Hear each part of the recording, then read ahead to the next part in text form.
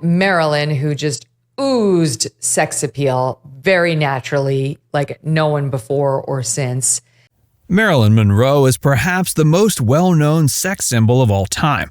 She's remembered for her captivating presence on screen and her dramatic life off camera. Her mysterious death is also entranced with another mysterious death, John F. Kennedy. Most reports claim she was involved with him and his brother, Robert Kennedy. The affairs are a bit of an open secret, but there's so much more that isn't known.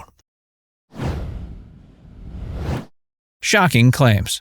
Hollywood elites tend to run in the same circles. That's why it's not surprising that Shirley McClaine would know a bit about what happened to Marilyn in her final days. Her new book features a photograph from May 19, 1962. That was the night of Marilyn's famously scandalous singing of Happy Birthday, Mr. President to John F. Kennedy at Madison Square Garden. Shirley was present at the event and an after-party. She saw JFK leave a bedroom with Marilyn inside. Her shocking claim is that she also saw his brother, Robert F. Kennedy, enter the room almost immediately after. That would have meant Marilyn went to bed with both of them on the same night. Columnist Maureen Callahan describes the event the same way in her book. She also says that First Lady Jackie Kennedy knew about the affair and wasn't having any of it. She gave JFK an ultimatum. She threatened Jack. She said, if you don't cut this off now and have zero contact with her again, I'm going to divorce you, I'm going to take the kids, and you can kiss a second term goodbye. Marilyn's relationship with RFK, however, continued uninterrupted.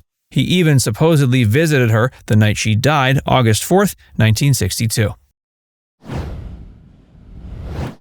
What did Ethel know? The allegations that Jackie Kennedy knew all about how close Marilyn Monroe was getting to the Kennedy family are only one side of the coin. RFK's First Lady Ethel also allegedly knew and decided to do something about it. A close friend, Jane Carman, gave more details. She said that Marilyn was just a fling for JFK, but RFK was in love with her. The actress also had more political ambitions than many fans may have known. Marilyn essentially invented the image of the dumb blonde, but she once said, "It's interesting that people associate, if you happen to have blonde hair, naturally or not naturally, however, or if you're not out of shape in some way, you're absolutely dumb. I mean, you're considered dumb.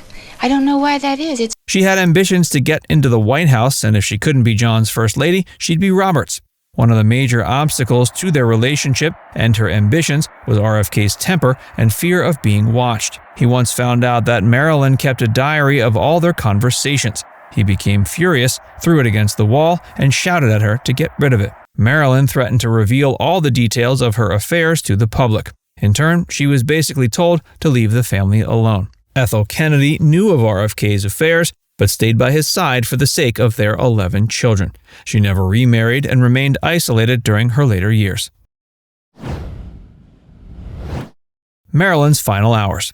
Marilyn once told a British journalist, quote, "Do you know who I've always depended on? Not strangers, not friends, the telephone. That's my best friend." It truly was her best friend in the final week of her life. She hadn't stopped planning future projects, and most of the professionals she talked to about them thought she seemed in good spirits. Others sensed early signs of danger. The most troubling of her final calls was the one to Dr. Leon Crone, a Hollywood gynecologist. She called him during her final week to ask if he was still angry with her. Dr. Crone had advised her to stay away from drugs and alcohol years before, and it led to a miscarriage. What he didn't know was that weeks before the call, she told others that one of the Kennedy brothers had impregnated her, and she had, quote, lost the baby. There's no definitive answer as to whether she had another miscarriage or an illegal abortion. She'd only told her closest friends about it, including estate agent Arthur James. She said, quote, "What can I do about he?" Arthur took that to mean JFK, who she went on to say cut her off cold but remained in her mind. That didn't mean she wasn't also still thinking about RFK. She called close friend Ann Carger on August 3rd to say she was, quote, "very much in love and going to marry Bobby Kennedy." Ann noted that, despite this, she sounded depressed and deluded. Marilyn may have been on RFK's mind that day as well. He was in California with his wife and 4 children, but didn't have his usual charismatic smile, and he woodenly greeted everyone there. She tried several times to call him at his hotel, but with no response. Marilyn called actress Jean Carman on August 4th. Apparently, a woman, most likely Ethel, had been harassing her all night. She'd been calling her over and over, repeating, "Leave Bobby alone." Marilyn was visited that morning by Agnes Flanagan, her hairdresser and friend. A delivery man arrived with a package. It contained a stuffed toy tiger. The significance of the tiger is unclear. Was it a message? There was a tiger on RFK's desk. Photos later showed 2 stuffed animals abandoned by Marilyn's pool. On the last day of her life at 4:30 p.m., she called her psychiatrist, Dr. Ralph Greaston. He thought she seemed, quote, somewhat depressed and somewhat drugged. She was in a rage at the time, having recently had relations with men high up in the government, but also feeling rejected by them. Marilyn made a few other calls that final day. She called Sidney Guilleroff at 9:30 p.m. He wouldn't discuss it until preparing for his own autobiography in 1996. She, quote, rambled on about being surrounded by danger, about betrayals by men in high places, about clandestine love affairs. She even told him RFK had been in the house that day, threatening her, yelling at her, and saying their relationship was over. Marilyn responded by threatening to reveal their affair and all the political secrets she knew. When Sidney asked what types of secrets, she only said, dangerous ones, and then hung up. Marilyn's file. One of the reasons that details of Marilyn's death remain suspicious is that many of them were blocked from law enforcement. The LA district attorney couldn't review much of it because it was classified. Marilyn had a 105 file put on her. It was used by J. Edgar Hoover to investigate anyone who might be a leftist. Parts of her file were also marked SMC for Security Matter Communist. Those were withheld under Category B1 to cover foreign affairs and national security. Others were almost fully blacked out by a censor's pen. One report was dated July 13, 1962, a month before her death. It said she was having lunch at the Peter Lawford's with President Kennedy a few days before. It also said she'd been asking him questions about atomic testing. The conclusion was that her views were definitely leftist, but it was unclear if she was being used by the Communist Party. The report had several holes in it. JFK wasn't in California that July, but RFK was. He was even going there to visit a nuclear test, so he could have discussed it with Marilyn.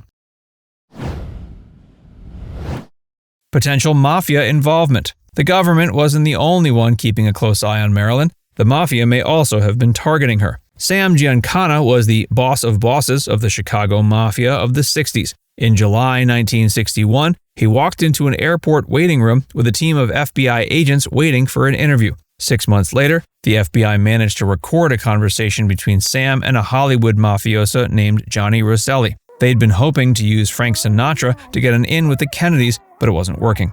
Then the men began discussing what bugging devices they could use.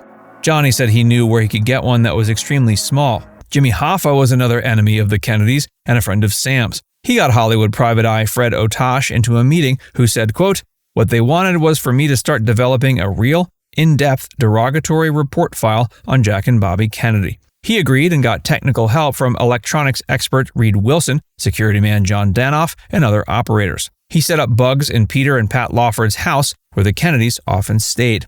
They also bugged the apartment Marilyn stayed at in the final months of her life. John stayed in a vehicle near the Danoff house and monitored incoming transmissions. In November of 1961, he could recognize both JFK and Marilyn in the act of relations. Marilyn eventually got her own house. Art James, the real estate agent and friend of Marilyn's, later received a request to get Marilyn away. They wanted to install bugging equipment there. He wouldn't do it, but didn't warn her about the call. Fred installed new bugs in Marilyn's rooms and phones. It recorded a tape about 40 minutes long of what happened the day Marilyn died. There were 2 visits by RFK. The first one indicated him looking for something, most likely her diaries. He came back with Peter Lamford asking for them. After the arguing, there was a calm sound as if she was being put to bed. It could have even been her dying. The final sound on the final tape was of a telephone ringing and being picked up. The person on the other end said nothing. Dr. Ralph Greenson found her dead hours later with a phone clutched in her hand. Now it's time to hear from you. What's your favorite memory of Marilyn Monroe? Let us know in the comments section below.